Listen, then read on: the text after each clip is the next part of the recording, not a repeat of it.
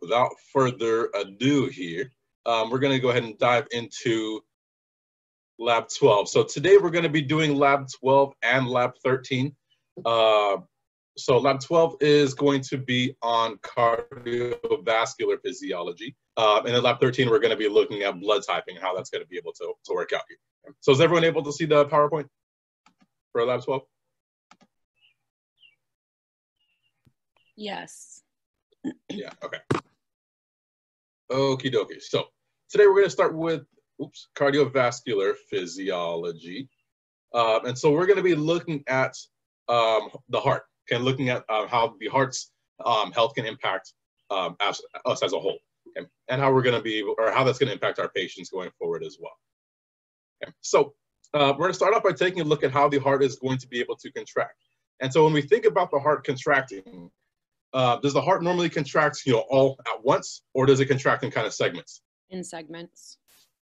Right, it's going to contract in segments, right? There's going to be a coordinated manner to the way it's going to be contracting. Okay, so the first thing that we're going to be doing here is we're going to take a look at how the heart is going to be contracting from one region to the next. Okay. So the first part that we're going to be taking a look at is going to be here in the sinoatrial node, or the SA node. Okay. You guys have already talked about cardiovascular physiology already, right, in class? Hopefully. Yeah. Nope. Yes. Yeah. Have you guys talked about the heart already? Yeah. Okay. Okay. So, cool. So this should hopefully be review at this point. But when the heart contracts, the contraction is going to be taking place in the SA node. That's going to be the first place where we're going to see the contraction take place. And now, again, in order for a muscle to contract, there needs to be an action potential. Okay? The interesting thing about the heart is that the heart does not need the nervous system in order to generate an action potential. Okay? It's able to generate its own action potentials without the nervous system, without any nerves, without any other input. Okay? And so all those action potentials are going to generate here in the SA node, right here in the right atrium wall. Okay? So once it generates those action potentials, it's then going to be able to transmit those action potentials from one muscle fiber to the next using some gap junctions. Okay? Now, because the SA node is the first place where we're going to be seeing our action potentials, it's going to be considered the pacemaker of the heart. Okay, meaning that it's going to be setting the rhythm for how the heart is going to be beating throughout the person's day or throughout that person's lifespan, and so on and so forth. Okay. Now, interesting thing about the pacemaker, the SA node, is that it will be sending about 100 action potentials a minute. Okay. Now, each action potential corresponds to one contraction. Okay. And so what this would mean is that the heart beats the heart generates 100 action potentials a minute, okay, which means it would be beating about 100 times a minute. Okay. But we know our heart doesn't actually do that. Okay. Our heart actually beats around somewhere between 55 to 65 beats per minute. Okay. So there's got to be some mechanism here that's slowing our heart rate down. Okay. Well, what actually happens here is that we start to release some acetylcholine inside the SA node. Okay. And so what acetylcholine will do in the heart is it's actually going to slow down the muscle contraction, start to inhibit some of the muscle contractions in the heart. Okay? And so if we think back to skeletal muscle, acetylcholine typically has a more of an excitatory role to help stimulate a muscle contraction. In cardiac muscle, acetylcholine's role is switched. So instead of exciting the muscle here, it's going to actually inhibit the muscle. And so it's going to be beating at about 75 beats per minute, or sending about 75 action potentials a minute, which would give us about 75 heartbeats per minute. Okay, which is still a little bit fast. So there's got to be another mechanism here to kind of slow down our heart rate back to its actual normal level. Okay, so we'll look at that in a second. Okay, so that's all going to be happening here in the SA node. Okay, now once these action potentials are generated in the SA node, okay, they're then going to spread out until they reach the next region, which is called the atrioventricular node, okay, which is inside the interatrial septum, okay, also called the AV node. Now, in the AV node, okay, the action potentials actually slow down even more so, okay, and actually slow down about 55 to 65 beats per minute, which gives us our normal heartbeat, okay, or normal heart rate, I should say. Okay. Now, the benefit to doing this, the benefit to slowing down our heartbeats, actually gives the atria enough time to fully relax, okay, so that they're able to fill with as much blood as possible. Okay, so that's the SA node there. Okay, SA node and then the AV node. Okay. From there, the action potentials will move from the AV node into the next region, which is called the bundle of His. Okay. And so the bundle of His here is going to be, just at the more superior portions of the interventricular septum. And then from there, those action potentials will move into the right and left bundle branches, which are in the main portion of the interventricular septum. So that's going to be the next region to contract. And then the last portions to contract will be here in the Purkinje fibers. Okay? And so the Purkinje fibers are going to be inside the ventricular walls of the heart. Okay? So that's going to be the overall pattern that the heart is going to be contracting in order to push blood effectively throughout the heart. Okay? So it's going to be moving from the SA node to the AV node, bundle of His, the right and left bundle branches, and then into the Purkinje fibers, and then start that whole process all over again. Okay, so we are able to generate lots of action potentials throughout the heart, as we've seen so far. Okay. Now, those action potentials are going to create an electrical current that can actually be detected across the body's surface, and we can actually record that electrical current on a tool called an electrocardiogram, or an ECG or EKG. Okay. And so this is what it would look like, and this is kind of the sucky part about being online, is that we would be able to do this today, but we're kind of stuck here, and it sucks because it's really fun. But basically how an ECG would work is you would take a few electrodes and you place them strategically across a person's body. And so each of these electrodes is going to be able to pick up on a different part of the individual's electrical current flowing through their heart. And then eventually it'll start to generate a graph on your ECG read, which looks kind of like this. So you see a P wave, a QRS wave, and then a T wave here. And this would signify one single heartbeat, okay, from the P wave all the way up to the end of the T wave here. Okay, so to read an ECG, basically what an ECG is, it's going to be a composite of all the action potentials that are taking place inside the heart, okay, all the way throughout the heart. Okay? And so it's going to be able to measure all the electrical activity taking place. Okay? Now, each of these waves corresponds to a different aspect of the heartbeat. Okay? So this first one, the P wave, is going to signify depolarization happening inside the SA node.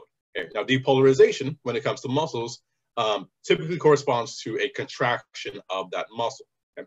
So if the SA node is depolarizing here, this tells us that the atria are contracting during this period of time, okay, during the P wave. So the P wave indicates atrial depolarization, and as a result, atrial contraction. Okay. The next wave that we get is called the QRS wave, and so it dips down, jumps up, and then we have the S down here, and then it'll come back up to baseline. Okay. So this is the QRS wave, and so the QRS wave tells us that the ventricles are now depolarizing, which means the ventricles are now contracting during that point in time. So the QRS wave signifies ventricular depolarization, and then as a result, ventricular contraction. Okay. Then there's a little bit of a gap of a period of time, and then we reach the T wave. Okay. The T wave indicates ventricular repolarization, okay, which means that the ventricles will be relaxing during this period of time when we see the T wave here. Okay. So the P wave indicates atrial contraction, the QRS wave tells us we have ventricular contraction, and then the T wave tells us we have ventricular relaxation. Okay. And so that's typically what an ECG will look like, okay, or for a typical heartbeat. Okay. Now, how is it that the electrodes are able to pick up on all this electrical energy, this electrical impulses? Okay. Well, those electrical impulses that move throughout the heart are also able to be conducted through the interstitial fluid across the body's surface. Okay? And so these electrodes are able to pick up on that electrical impulse through the interstitial fluid near the body's surface, and they don't necessarily need to be right next to the heart in order to identify where those action potentials are coming from. Okay? So they're able to just flow through the interstitial fluid, and so the electrodes are able to pick up on a lot of that electrical energy strictly through the interstitial fluid across the body. And so you can even put these electrodes not just on the person's abdomen and chest, but you can put electrodes on the ankle, you can put electrodes on the arms, you can put electrodes on the wrist, and you can put it pretty much everywhere because it'll still be able to pick up on all those electrical impulses, all the way through the body, which is pretty cool, pretty cool. So again, kind of sucks because we would be able to do this in lab if we were together, but unfortunately that's not the case here.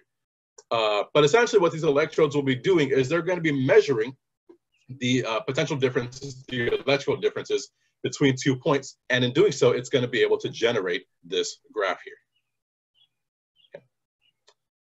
Okay. Any questions on ECG so far? No. No. Okay, cool. All right. So when we're looking at an ECG, there's going to be some other segments that are also going to tell us really important things about what's going on in the heart. Okay. So we looked at the P wave already. The P wave tells us that the atrial are depolarizing. Okay. Then there's a segment called the PR segment, okay, which runs from the beginning of the P wave to where the R wave begins. Okay. And so the PR segment tells us where we have AV nodal delay. Okay, what that means is that's basically telling us the time from the time the SA node has a depolarization to the time the AV node has a depolarization. Okay, the period of time between those two depolarizations is the PR segment. Okay. Then we have the QRS complex, which again tells us our ventricular depolarization. Okay. Then we have the ST segment. Okay. The ST segment tells us the amount of time that the ventricles are contracting and ejecting blood out of the ventricles. Okay. Ejecting, so basically emptying their blood. Okay.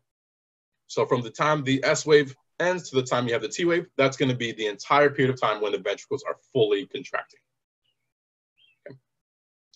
Then we hit the T wave where we have ventricular repolarization, so our ventricles are relaxing at this point. And then we have the TP interval, okay, which is the period of time between the T wave and the next P wave of the next heartbeat. Okay, which is the time when the ventricles begin to relax and fill with blood. Okay. So all of those individual segments are also important to help us know what's going on in the heart. Okay. So if those segments tend to be longer or shorter, they're going to be able to tell us, basically different things that are going on in the heart and whether that is normal or abnormal for that person's health. Okay, so if we were to take a look at a normal ECG trace, okay, this is what we should see. Okay, we should see our P wave, QRS wave, T wave, little period of time, then a P wave, QRS wave, T wave, little period of time, P wave, QRS wave, T wave, and so on and so forth. Okay, so you should be able to make out all of the waves of the ECG. Okay, that's number one. Okay, number two, for a normal ECG, you should be able to see that the ventricular contractions are happening at equally spaced time periods. Okay, they should be happening at a regular rhythm. Okay, so here we have a QRS wave. We have a period of time, another QRS wave. We have another about the same period of time. So we hit another QRS wave and so on and so forth. Okay. So a normal kind of rule of thumb is that for a normal heart rate, okay, the ECG or each QRS wave should be about 3 boxes apart, okay, about 3 to 3.5 boxes apart. Okay, so here we have 1, 2, 3 boxes. Then we hit the next one, the 3.5. Okay. 1, 2, 3.5 or so, which is good. 1, 2, 3.5 or so, which is good. So that's what we should be seeing, okay, in normal ECG.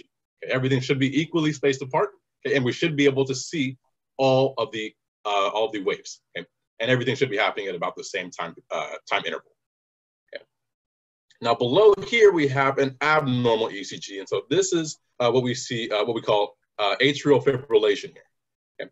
And so looking at this ECG, what do we notice? Okay, someone tell me, 1 or 2 things that you notice about the ECG. They're not equal distances apart. Right, they're not equal distances apart. So here we have a QRS wave that's about 2 boxes apart. Then we have another one that's a little less than that. Then we have another one that's a little less than that. And then we have another one that's 1, 2, 3, almost 4 boxes apart. Okay. So the QRS waves are not equally spaced apart, which means our heart rhythm is irregular. Cool, that's good. Okay, what's another thing that we notice here? Our P and our T's are all over the place. Right, you can't really differentiate where your P waves are and where your T waves are, right? So what we're seeing is we're seeing a bunch of little P waves and a bunch of little T waves that we can't distinguish. Okay?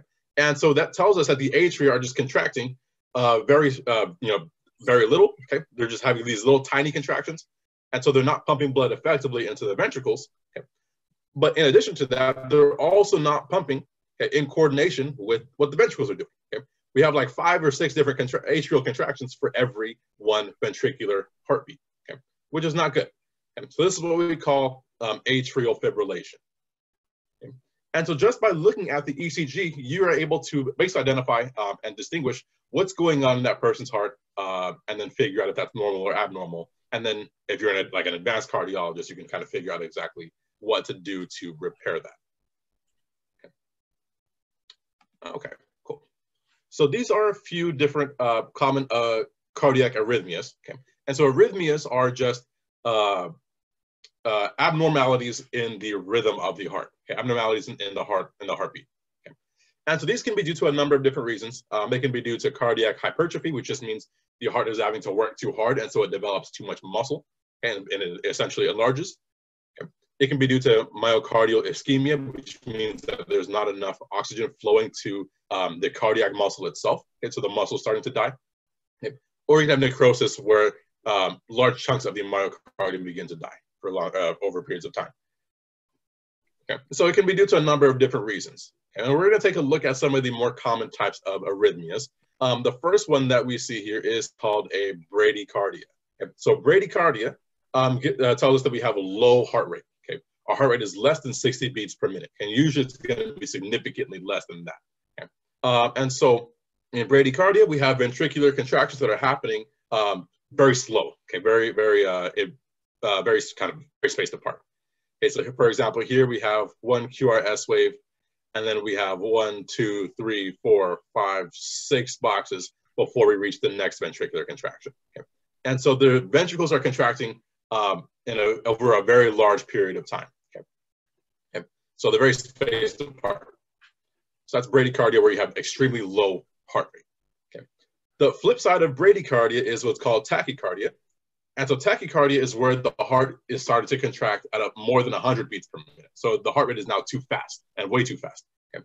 And so what we see in tachycardia, again, our normal heartbeats should be about 3 boxes apart.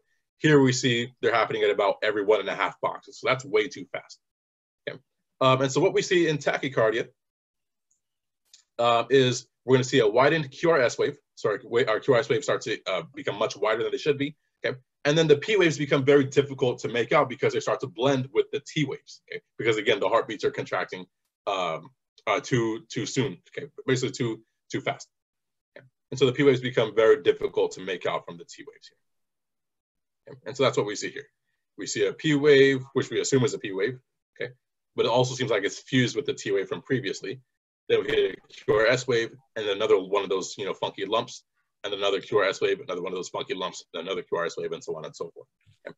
So that's bradycardia and tachycardia. Okay? Bradycardia, slow heart rate. Tachycardia is a heart rate that's too fast. The next one is called premature contractions, and this is usually going to be more specified by premature ventricular contractions. And so this is where our ventricles begin to contract without the atria contracting. So we have a QRS waves sometimes before a P wave, okay, showing up. Okay.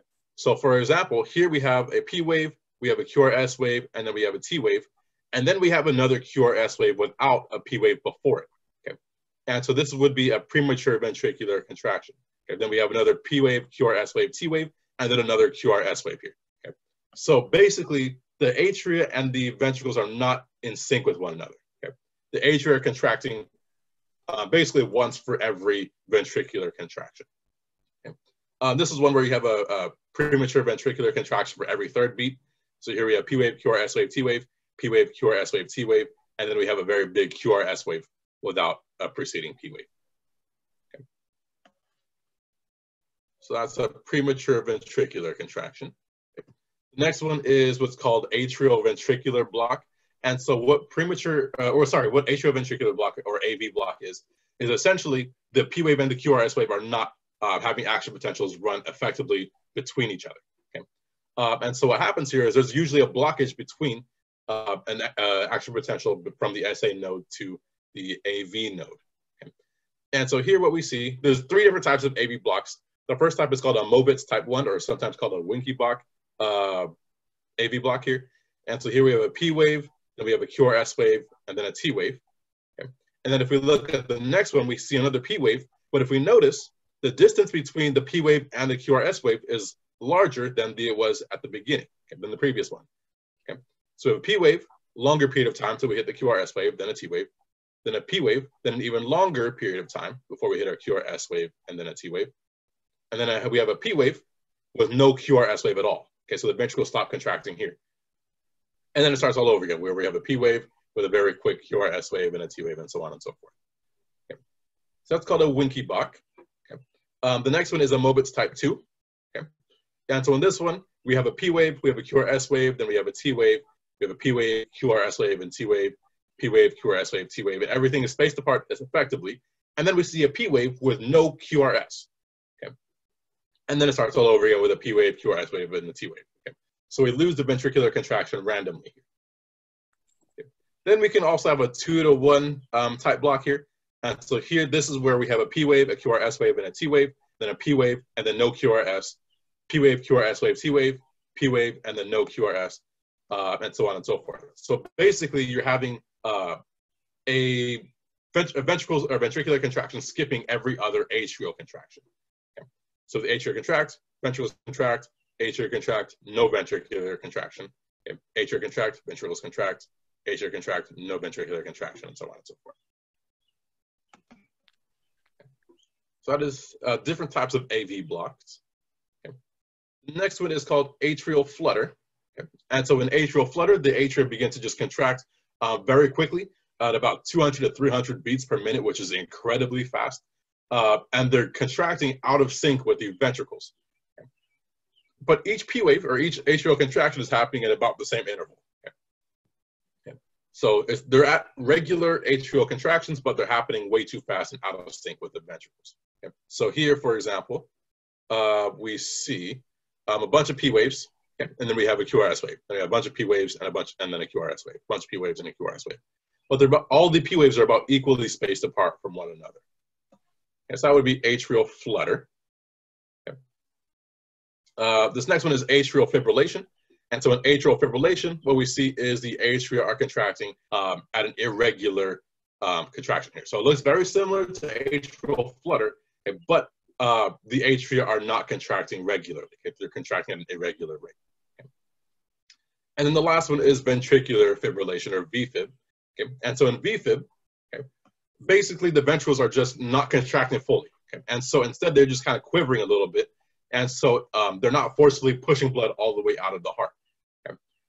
And so instead of having these very strong QRS waves like we see over here, you see these very kind of low but very wide QRS waves, and it's very hard to distinguish any P waves and any T waves from one another. Okay. Ventricular fibrillation, VFib, is actually very dangerous, and usually that can lead to someone having a heart attack. Okay, so those are the different types of common arrhythmias. Any questions on the ECGs before we move forward here? No. It's all kind of making sense. Yeah. Yeah. Okay. All right, cool. All right, so moving away from ECGs, the next thing that we're going to take a look at very quickly here are heart sounds. Okay, and so heart sounds are caused by the closure of the valves of the heart. So the AV valves, which are your tricuspid and bicuspid valves, and the semilunar valves, which are your pulmonary and aortic valves. Okay.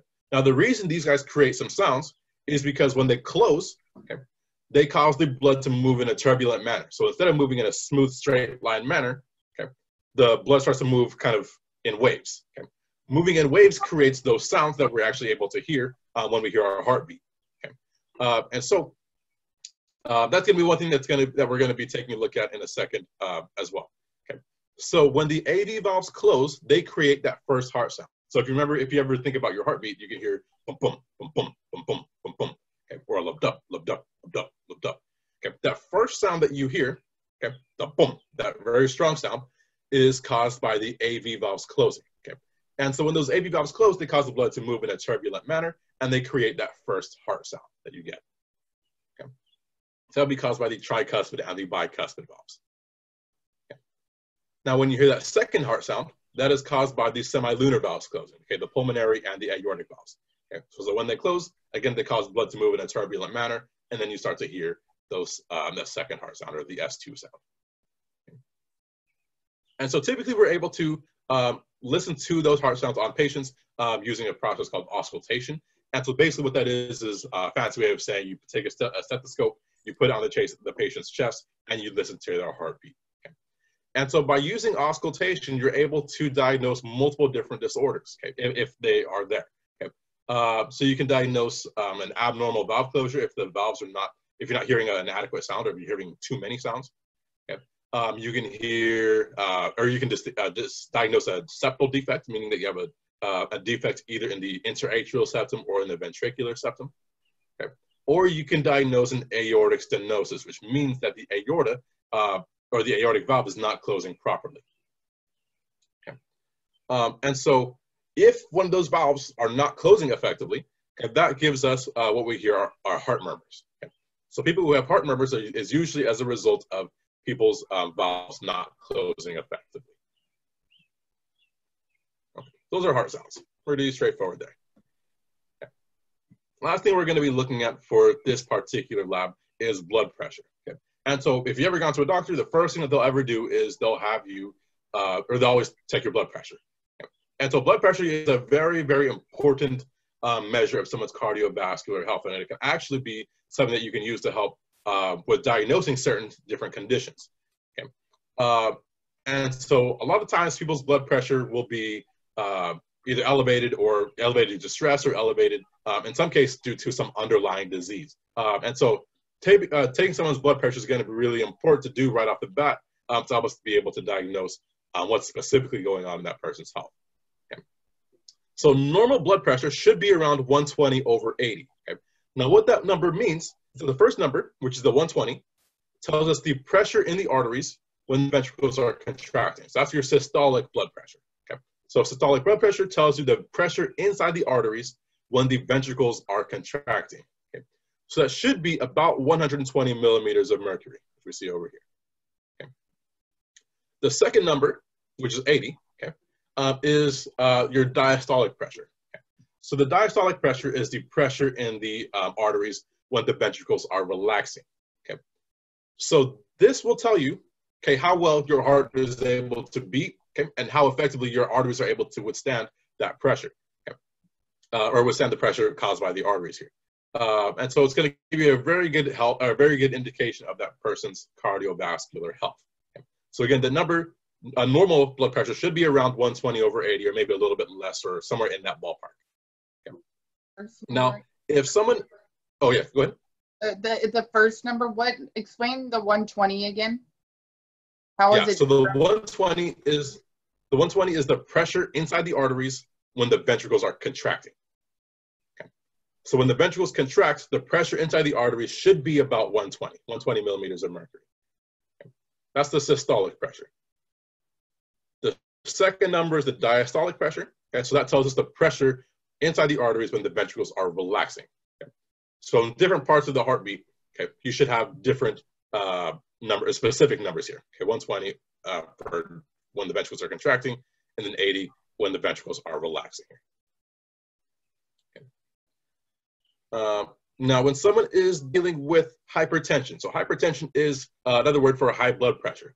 Okay, so hypertension is going to be indicated by a blood pressure that's higher than 120/80. Okay, so if someone has a blood pressure of 120 to 139/80 to 89.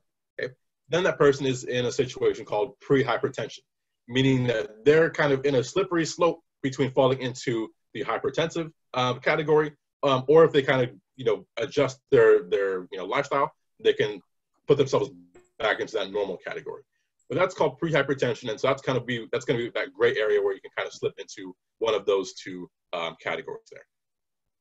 Now, if your blood pressure jumps to higher than that, so about 140 to 159/80 or 90 to 99, okay, then they're now in a situation called stage 1 hypertension. Okay? And so that is going to be one of those situations where you're going to need to take some blood pressure medicine in order to kind of control your blood pressure. Okay? And then anything higher than that, higher than 160/100 is what's considered stage 2 hypertension. And that's where things start to become really, really dangerous. Okay? And so when people deal with hypertension for long periods of time, that can cause damage to the blood vessels because they're having to endure so much pressure, and in some cases it can cause the blood vessels to tear or to rupture altogether. Okay? And in some severe cases, that can actually damage the organs that those arteries will supply. So that's one of the major issues with hypertension. And then if it goes on for a very long period of time, it can lead to someone dealing with stroke, atherosclerosis, where they start to develop blockages in their arteries, or heart disease as a whole. So this is going to be something that we really want to be able to keep track of and be able to monitor effectively. Cool. Okay, so now the way we're going to be determining blood pressure, okay, is by specifically looking at the brachial artery. Okay? And so again, if you ever gone to take your get your blood pressure taken, usually you'll go into a hospital that's got a mechanized version of a sphygmomanometer. I always have trouble with that word, but basically a blood pressure cuff. Okay. But it's also really important to be able to know how to do this, in the event that that technology is not available. Okay. And so again, what we would be doing in lab today, which would be really is one of my favorite things to do, is to check people's blood pressure. Okay. And so the way this works is you take the blood pressure cuff and you wrap it around that person's upper arm. And then what you do is you're going to press on this bulb here. Okay? This bulb is going to increase the pressure. So you're going to increase the bulb, or keep pressing on the bulb, keep pressing, until you increase the pressure beyond 120 millimeters of mercury. Okay? And so usually what people will do is they'll use, and what most mechanized blood pressure cuffs will do, is they'll pump to about 160 to 180 millimeters of mercury. So they'll increase the pressure so much that they'll actually close up the brachial artery. Okay? Okay. So it actually causes the brachial artery to close altogether here. Okay? And so the next thing you'll do is you'll put a stethoscope, the bell of a stethoscope, right at the person's, just proximal to the person's, elbow, or the inside of their elbow here. Okay? And then they'll start listening for some sounds. Okay? So they're going to put they're going to have the pressure very high. Okay? They're going to put the stethoscope there. And then the next thing that you'll do is you'll start to release the pressure valve, okay, and start to decrease the pressure. Okay. Now, over some time, the brachial artery is going to start to relax because there's not as much pressure keeping it closed. Okay. And so when it relaxes a little bit, eventually it's going to open up a little bit here, and you're going to start to hear some sounds inside the stethoscope. Okay. Those sounds are called carotid cuff sounds, and they basically sound like little heartbeats. You'll hear a boom, boom, boom, boom, boom, boom. So almost like pulsatile sounds inside the person's artery here. Okay? The reason why we see that sounds is because when the blood is moving through a compressed artery, but that's not fully constricted, okay, that blood is going to start moving in a turbulent manner. It's starting to move in waves as opposed to moving in a smooth, straight line manner. Okay? And so because the blood starts to move in a pulsatile manner here, every time the heart beats, it's going to be pushing blood right through this constricted artery. Or this compressed artery, I should say. Okay. And so that's why you hear those sounds. Every sound is when the heart is beating and pushing blood through this particular region, okay, where we have a constricted artery. Okay. So that pressure where you start to hear those first sounds is the systolic blood pressure. Okay. That's that first number that you get when you're looking for the blood pressure. Okay. Then over some time, you're going to continue to hear those sounds, and you're going to continue to release the valve. As you continue to release the valve, eventually those sounds are going to go away, and you're no longer going to hear those carotid cuff sounds. Okay? The pressure at which you can no longer hear those sounds is the diastolic pressure, and that should be around 80 for a normal individual. Okay? And so the reason you no longer hear those sounds is because the artery is now completely open, and so blood is able to move in a straight line manner right through that particular artery. Okay? So when it moves in a straight line, you no longer hear those sounds. This makes sense. I know there's kind of a lot kind of going on here. Any questions on this process here? It makes sense. What is the point of what we're listening to? Like, what's the point of doing that? Like the listening part. And so the listening part. So that's a good question. So the listening part, okay, where you're able to hear those carotid cuff sounds, that's going to tell you that person's blood pressure. Okay. So the pressure where you first hear those sounds is the systolic blood pressure. Okay, so if you hear that sounds around like 120, okay, that's going to be the 120 portion of their blood pressure. That's going to be the systolic blood pressure. Okay, when those sounds go away, that's going to tell you your diastolic blood pressure. Okay. So listening to where those sounds start to show up And when they start to disappear, will actually tell you that person's actual blood pressure. Okay. Yeah, that's the whole point of listening to those When sounds. you're taking it, the first sound you hear is going to be your top one, and the last sound you hear is going to be your bottom one. So first sound. Exactly. Okay, so when you're doing this, Mhm. what is this actually telling you when you're performing it? Like if you hear a different sound, or You shouldn't hear a different sound. You literally hear just thump, thump, thump, thump, thump, thump. And so when you're doing that's this, all you'll what hear. are you checking for? Just making sure that thump, thump is there or it's right? When I do the blood pressure, No, you're checking for when it shows up. When it You're shows checking up. for when that thump thump shows up and when it goes away. Okay. Because when that shows up, that's going to tell you, and when it goes away, is going to tell you what that person's blood pressure is. That's the whole goal with this whole thing. Okay, I'm getting it. Okay. Yeah. Thank you. Yeah, no problem. Cool. Okay, any other questions here? So Janet says sometimes you can hear irregular. Oh yeah, and sometimes you can hear irregular beating, which is rare, but it does happen every once in a while too.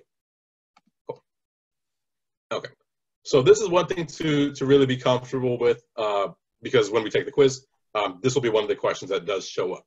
Yeah, I'll let you know. I'll let you know that like right now. Okay. And you're gonna post this lecture afterwards. You're gonna post the lecture after. Yes. See, I'll post this up on Canvas after. Okay, so that's it for cardiovascular physiology. So I'm going to show you what you'll be doing for this particular lab. Okay, so is everyone able to see the lab assignment? yes. Yeah, okay. So what we'll be doing for lab 12 is I have some different ECG strips here. Okay. Your goal is to do your best to try to identify what type of condition each strip corresponds to. Okay, so here we have normal ECG, you have bradycardia, tachycardia, premature contractions, AV block, atrial flutter, atrial fibrillation, and VFib. Okay, so your goal is to try to match each particular ECG to the arrhythmia, or whether it's a normal ECG you're looking at. Okay, so try to identify what exactly you're looking at there.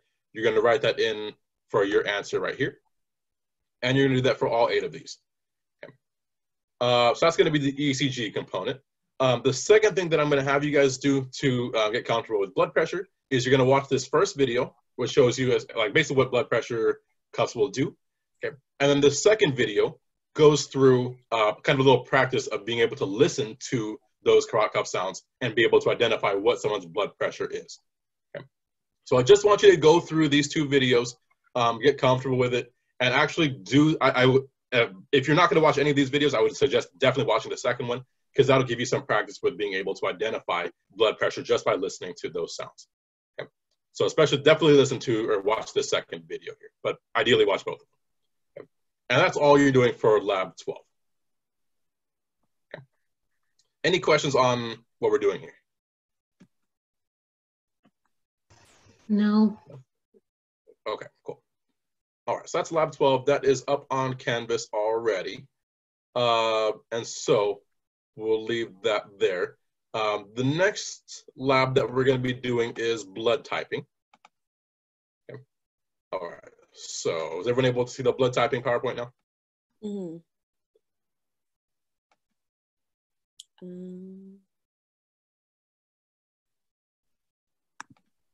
Yeah, okay. Yeah. Okay. All right, can everyone see it? So Sandy's question, are you doing any discussion questions for lab 12? No, you're not doing any discussion questions. So the only thing for lab 12 you're going to be doing is just whatever is up on that assignment. Okay, nothing else. Okay, that's it. Cool. Yeah, good question, Sandy. Thank you for asking that. Okay, any other questions? Okay, so okay, so now we're gonna get into blood typing. So this is gonna be the second part of cardiovascular physiology here. And so actually, before we start, what is the purpose to blood typing? Like why is blood typing important? Someone tell me. So you don't have anything clotting your blood. You have to know what blood to donate or receive. Yes. So you know exactly what blood to donate or what blood can be donated to someone and what blood can be received from someone, right? So let's say, God forbid, you get into an accident and you start losing large amounts of blood. Okay, we want to be able to take you to a hospital and make sure that you replenish that blood that you lost. Okay, but we can't just give you any kind of blood, because then your body's going to reject it, and then all of a sudden now we've created a lot more problems than we initially had at the start of this. Okay, and so blood typing is going to be important to help us make sure that when we're performing blood transfusions, that we're actually knowledgeable about how and what type of blood to give to someone who is in need of a transfusion. Okay, so when we're taking a look at blood types, okay, there's going to be two kind of categories we're really going to be paying attention to. Okay, the first category is called the ABO blood grouping, okay, blood grouping system. Okay, and so on your red blood cells, okay, you're going to have some proteins, or you may not have any proteins at all. Okay, these proteins are also called antigens. Okay, and so so for someone who has type A blood, okay, they're going to have the A antigen on their red blood cells. Okay, so if you have type A blood, you have the A antigen. Okay. If you're someone who has type B blood, okay, you're going to have we're going to have the B antigen on their red blood cells. Okay. If you are someone who has type AB blood, you'll have both the A and the B antigen on the red blood cells. Okay.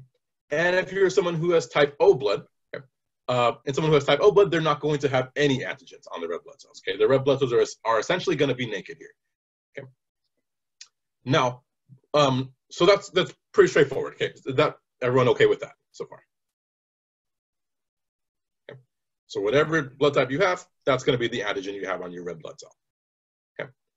Now the counterpart to this, okay, is our blood is also going to be creating some antibodies against certain antigens. Okay, and specifically, you're going to be producing antibodies against whatever antigen your red blood cells do not have.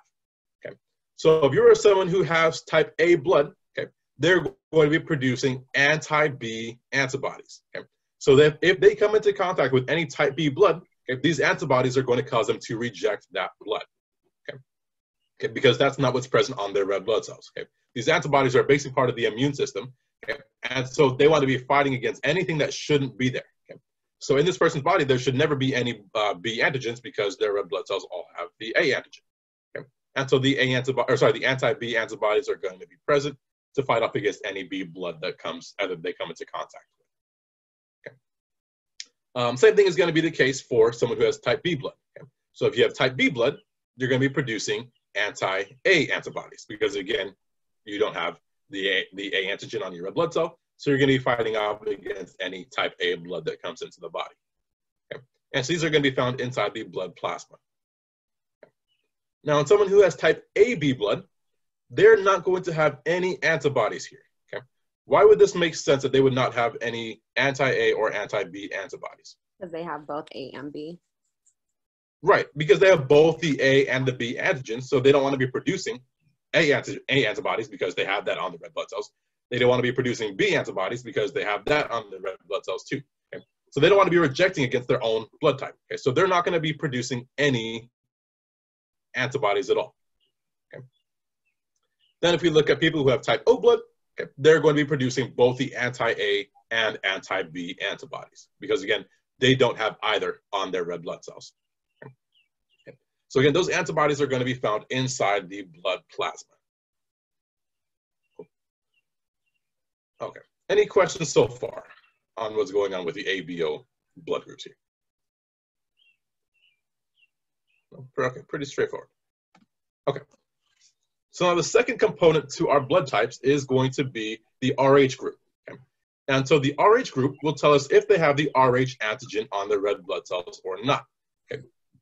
So if you have someone who has the RH antigen, they're going to be considered RH positive.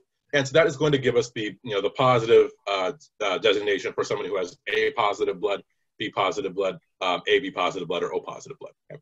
That positive is going to be because of the presence of these RH proteins here, okay, or the RH antigen. Okay?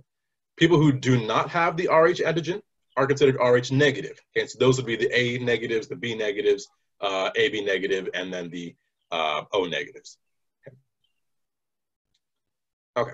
So that being said, which of these two blood types, either the Rh positive or Rh negative, would be producing anti-Rh antibodies.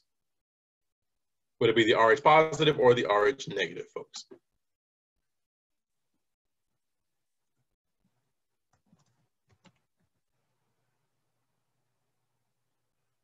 Anyone have an idea?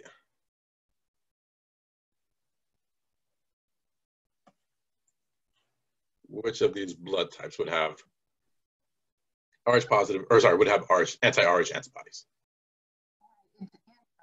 It kills what it's lacking, isn't it? Like what it kills what it's lacking. Yes. So A plus? Not the Rh positive. Oh, sorry. So it would be the Rh negative guys. Okay. Which makes sense, right? Because they don't have the Rh antigen on their red blood cells, so they're going to be producing anti-Rh antibodies. Okay? Yeah. So if they come into contact with any Rh antigens, okay, these guys are going to start to fight it off. Okay. Does that make sense? Yeah. Yeah. Okay. Cool. So Rh positive individuals would not be producing any anti-Rh antibodies because, again, they have that on their own red blood cells. Okay. So it's going to be really important to make sure that we have this straight because there's only going to be specific blood types that can be transfused to somebody else, okay, based on their own, blood types. Okay? So what we're going to do here is we're going to do a little bit of a practice.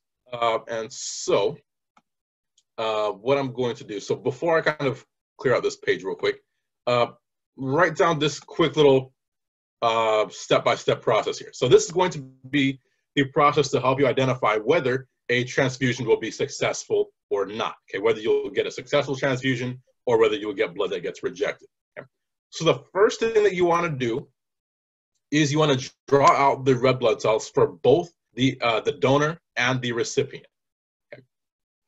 Okay. The second thing you want to do, once you draw out both red blood cells, okay, and the antigens present on each of the red blood cells, is you want to determine which antibodies that the recipient would be producing. Okay? Once you determine the antibodies present, okay, the last thing that you're going to do is you're going to determine whether the donor blood has anything that the recipient's antibodies are going to reject. Okay? If there is something that the antibodies are going to reject, then that entire transfusion would be rejected, and that would not be a successful transfusion. If there's nothing that the antibodies would reject, that would be a successful transfusion. Okay. So we're going to do a couple practices here. Okay. So here I've got my handy dandy whiteboard. I'm going to go ahead and stop sharing this so you guys can kind of see what's going on here. Okay. All right, so I got my whiteboard right here. Okay. Is everyone able to see my whiteboard okay? Yes. Yeah, okay. So what we're going to do, I'm going to go ahead and say donor on one side and then recipient on the other. Okay. Okay. So we have the donor and we got the recipient. Okay. So let's say we are trying to do a transfusion. We have a donor blood that is A positive blood. Okay. Actually, let's make this A negative. This is going to be A negative, and then the recipient has A positive blood. Okay. So the first thing that we want to do is we want to draw out the red blood cells for both the donor and the recipient. Okay. So the donor, here's our red blood cell. They have type A blood, so they're going to have the A antigen. Okay. And they're also negative. So are they going to have the Rh antigen or not?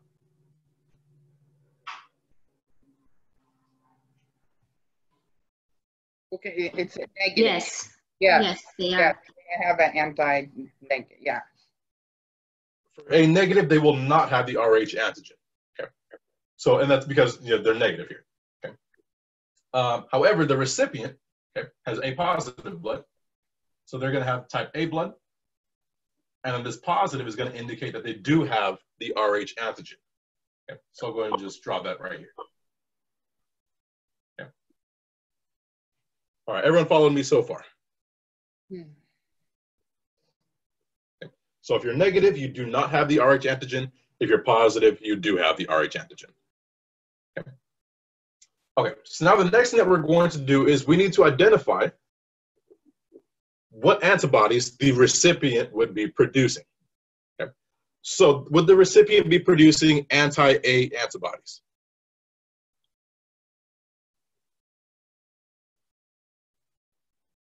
Anti-A antibodies.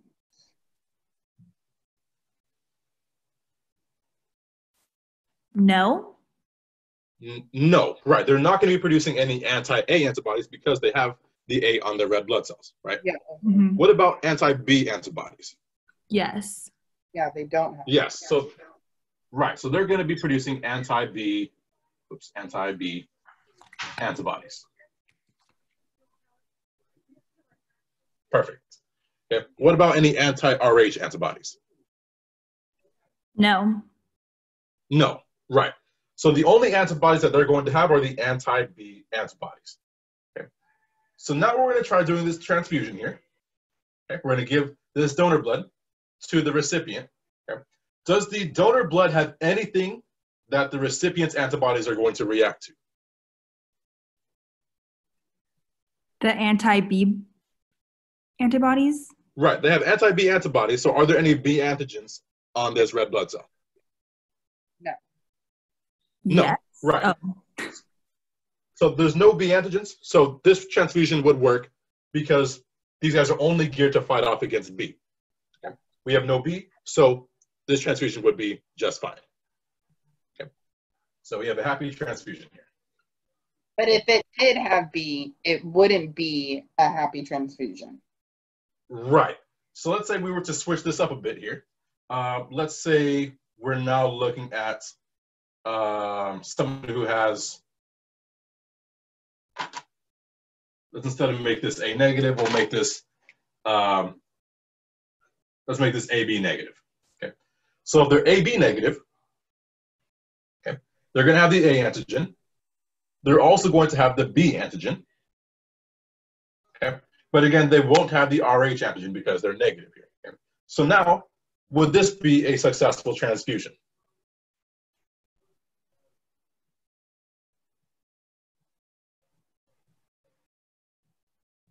Well, wouldn't you think it still would because it has no RH?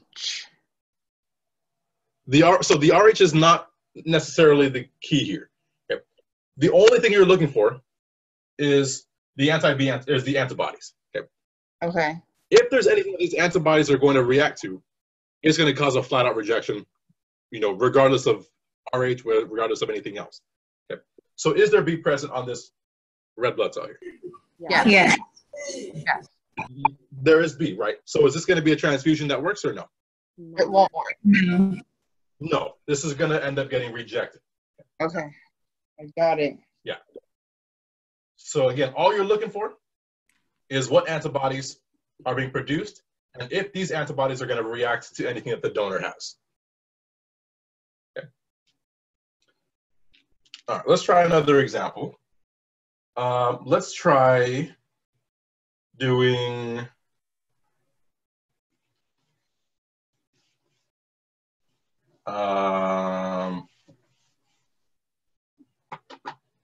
let's try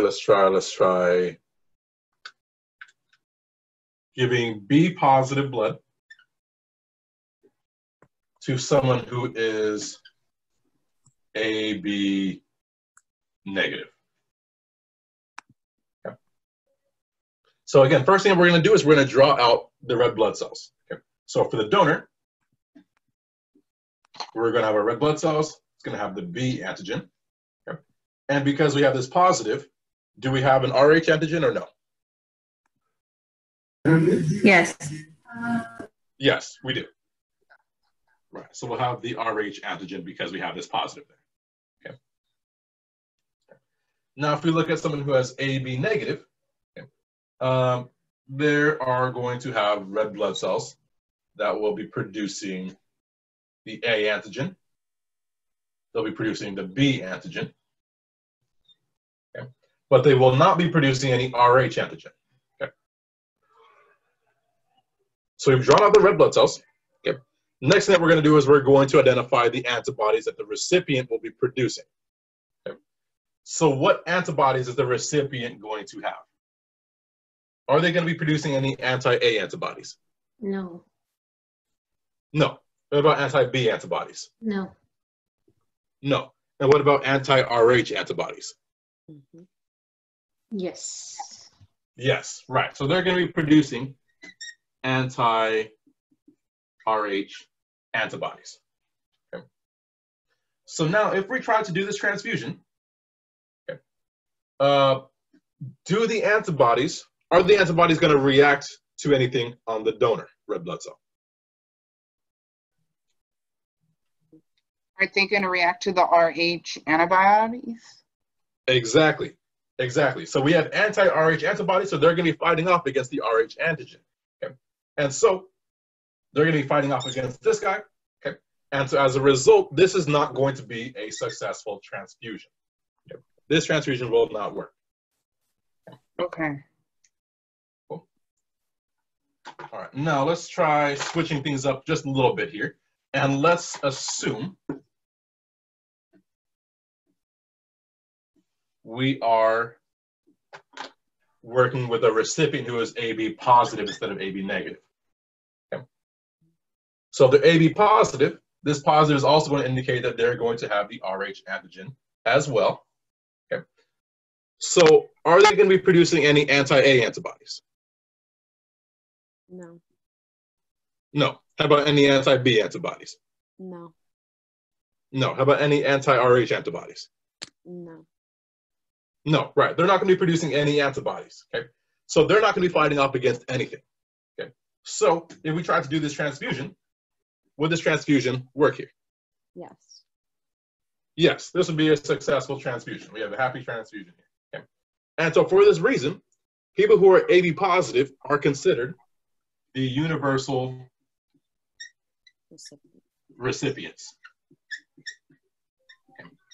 They can receive any blood type because they do not produce any antibodies at all. Okay. And that's specifically AB positive, not AB negative. Okay. Okay. Does this make sense? Kind of. It's like the opposite, isn't it? Like it's like the opposite. It seems Kind of, yeah. kind of. Yeah, it's kind of like producing, kind of confused. it's kind of like producing antibodies against the opposite of what you have. Yeah. Okay. Yeah. Okay. Yeah. Do we want to go through one more example? Yes, can you? Yes. Yeah. And Taylor's like, yes. Yes, we can do that. Okay. Let's do, let's say we have a donor who is O positive. And then let's say we have a recipient who is B positive. Okay. So again, what's our first step? It's seeing what the anti thing is, the antibodies. What is it called again? Not the antibodies, but our first step is to draw out our red blood cells. Yeah, the replica. Okay. Yeah, draw out our red blood cells with the antigens, right? Well, So if antigens, you have not type O blood, are you gonna what antigens would we have here on this red blood cell?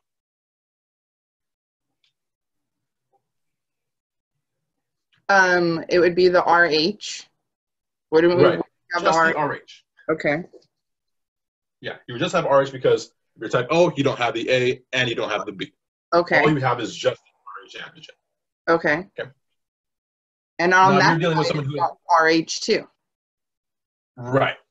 So on this side, we'd have RH, and then we'd also have what else? What other antigen? Anti-B. We'd have the B antigen. Yeah. Yeah. So you have the B antigen there. Okay. Now, second step, identify what antibodies the recipient will be producing. Okay. So if we're looking at a recipient here, what blood type, or what antibodies will the recipient be producing here? Anti-A. A. Anti-A, right. Anti-A, which is going to be what it does not have on its red blood cells, right? So it's going to be producing anti-A antibodies. Okay.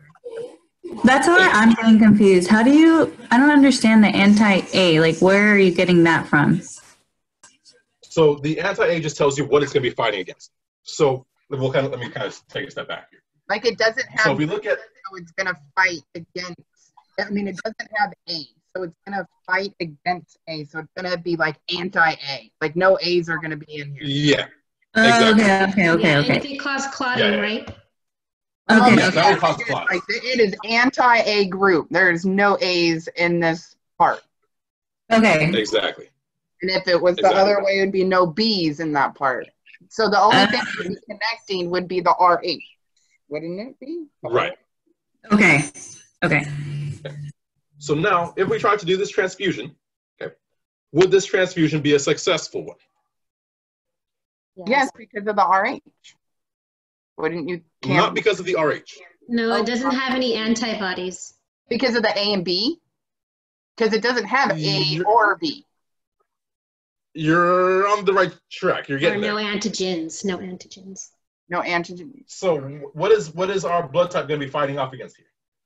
Anti-A. A, which it doesn't have. Right. It's going to be fighting off against any A antigens. Okay. So the O positive blood does not have any A antigens. So this is going to be successful. So it's successful not because of the RH antigens. It's successful because the antibodies are not going to be fighting off against anything that the donor blood has. Have A. Oh, because it doesn't have A. Oh, I got it. Exactly. I got it. Yeah. Okay. Cool. Okay. We will do one more just because I want to kind of illustrate this one thing really quick here. And I'm having fun with this. It's like Jeopardy. Yeah, it's really cool. So let's say we're dealing with O negative blood instead here. Okay. We'll deal with O negative blood. So if we have O negative blood, are we going to have any antigens on our red blood cell here? No. No, right. We're not going to have any A, we're not going to have any B, and it's negative, so we're not going to have the RH. Perfect. Okay. So it's going to be basically a naked red blood cell here. Okay. Now, if we try to do this transfusion, would this one work? Would this be a successful transfusion? Yes. Yes, right, because there's nothing that the antibodies here are going to be fighting off against, okay? Because these guys don't have any antigens on their red blood cell. Okay. And so for this reason, here's a happy one, O negative is considered the universal donor. Okay. So they're considered the universal donor because they do not have any antigens that anybody is going to react to. Okay. So you're basically just sending in these blank red blood cells, okay? And then as a result, there's not going to be any rejection because there's nothing to reject on the red blood cell. Does that make sense?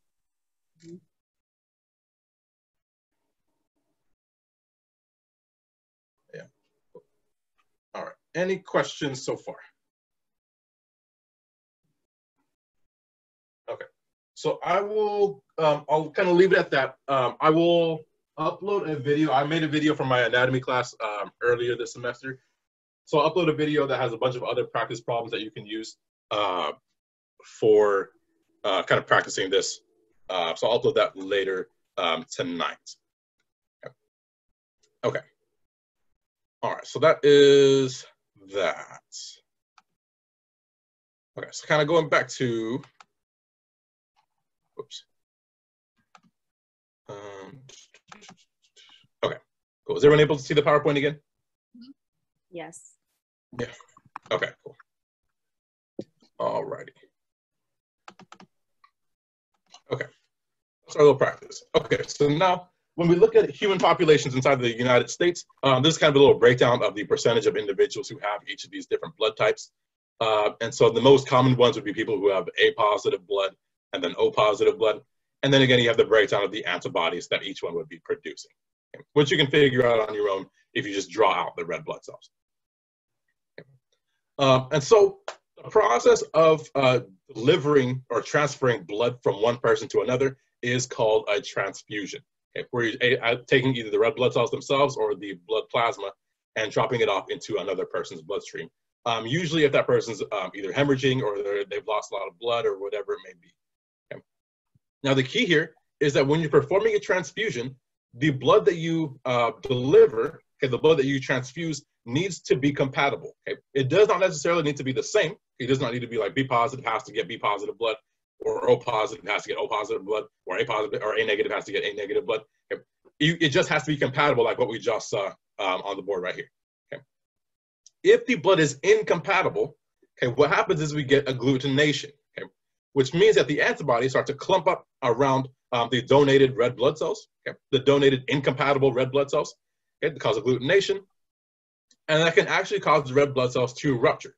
Okay? And if they rupture, they become able to release hemoglobin out into the bloodstream, and that freed hemoglobin can actually cause some significant kidney disease. Okay? So even though you were trying to fix one problem, you now added another one because you didn't make sure that the transfusion was successful or would be successful. Okay? So it's very, very important to make sure that the transfusions are compatible with the patient. Okay, so what we would be doing today in class is we'd be able to determine different people's blood types. Okay? And so the way that you're going to be doing it, or the way that we would do this, is you would drop off some person's blood into one of these little trays. Okay? And so each of these trays would have different wells. So you have an A well, a B well, and an RH well. And you're going to take someone's blood and drop it into all of these three wells. Okay? Then in the A well, you're going to add an anti-A antiserum. Okay? In the B well, you add the anti-B antiserum. Okay? And in the RH well, you have the anti-RH antiserum. Okay? These antiserums just have antibodies for that particular blood type. Okay? So the A antiserum, or the anti-A antiserum, has anti-A antibodies. The anti-B antiserum has anti-B antibodies, and the anti-RH antiserum has the anti-RH antibodies. Okay, so once you add the antiserums into the blood, you mix it all together, and then eventually you'll see, or you may see, some agglutination. Okay. If you have agglutination, that means that that particular antigen is present on that person's blood. Okay. This is one thing that usually trips people up quite a bit when they're first learning this. Okay. And so we're kind of looking at this person's blood here, and we see agglutination. We see these clumps happening in this B well over here. And so if the anti-B antibodies are clumping to something, what antigen would they be clumping to? A, B, or RH? A. The anti-A is clumping the B. B, right. No, so the anti-B antibody, sorry, the anti-B antiserum here. Let me kind of draw this out a little bit in a second. Okay. So in this particular well, we have the anti-B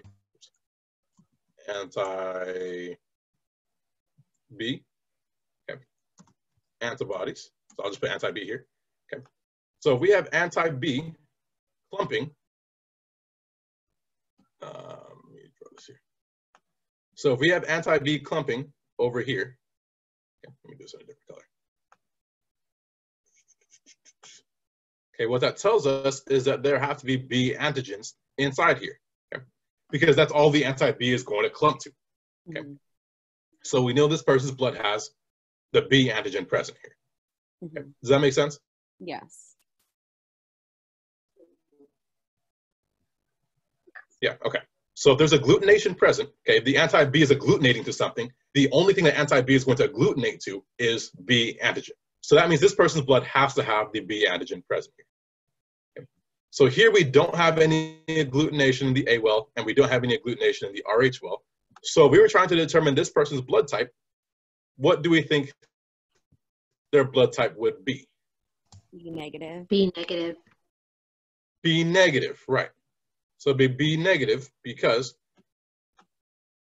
they had the B antigen that clumped. Okay.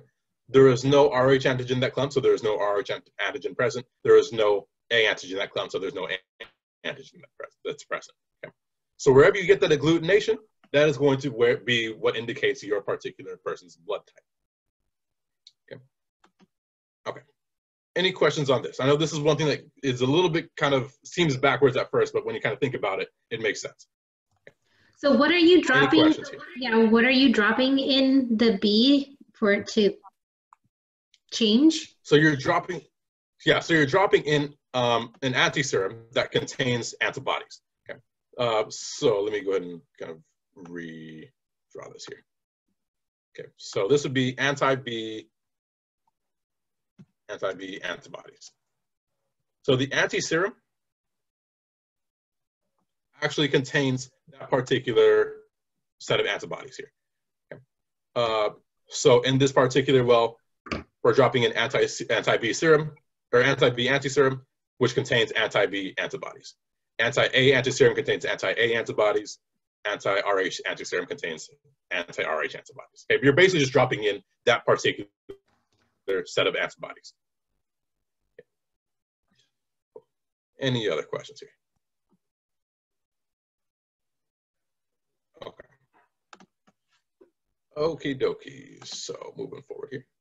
All right. So there is a particular condition that is of kind of importance, especially with mothers, called hemolytic disease of the newborn.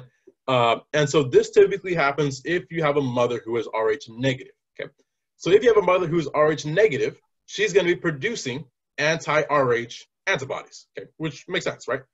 So if she happens to have a baby, or if she's pregnant with a baby that is Rh positive, okay, and some of the baby's blood leaks through the placenta and into mom's bloodstream, okay, now we have Rh positive blood in mom's body. Okay? And so her immune system is going to start to kind of become alert, and it's going to start producing anti-Rh antibodies against the baby. Okay? And so this is one thing that kind of becomes very dangerous. It's not necessarily with the first pregnancy, but more so with the second pregnancy, if the second baby also is Rh positive. Okay? Because again, what we'll see is agglutination of the baby's blood. It can also lead to hemolysis of the baby's blood and cause the baby's blood to basically be destroyed here. Okay? And so this is one thing that we really want to be careful of. And so there's a particular treatment, I believe it's called RhoGAM. So if a OBGYN knows that a mother is Rh negative and her baby might be Rh positive, they'll administer RhoGAM to the mother, and that'll basically tone down her immune response. And so she won't produce as many anti-Rh antibodies to basically protect the baby. Cool. Okay, that's that. Okay, and then this is just some genetics here. And so for people who are, so this is going to be very useful for not just being able to determine, transfusions, but blood types is also useful for paternity testing, as well as with forensics. And so we have three main alleles that are responsible for determining our blood types. We have the A, B, and O. Okay, and so if you have two A alleles, that's going to give you type A blood. If you have two B alleles, it's going to give you type B blood. If you have A and B alleles, you're going to have type AB blood because they're co-dominant with one another. Okay, and then if you have two O alleles, that's going to give you type O blood. Okay, however, A and B are both dominant over O. Okay, so if you have a genotype that's AO, okay, the A is going to be dominant, and so that person will have the A blood type. Okay. Same thing with BO. So if you have someone who's BO, the B is dominant over the O, so they'll have just the B blood type here. Okay. That's for the the ABO blood group, grouping there. Okay. For RH, it's going to work similarly. So RH positive is always going to be dominant over RH negative. So if you have a patient who is RH positive, their blood type is going to be RH positive. If they're heterozygous, so they're RH positive, RH negative, their blood type will be RH positive. And if they have RH negative, okay, then their blood type will be RH negative. Okay. And so that's going to be key kind of going forward when we look at the lab as well for this. Okay, so that's it for today. So what I'm going to do now is I'm going to show you what you're going to be doing for this particular lab.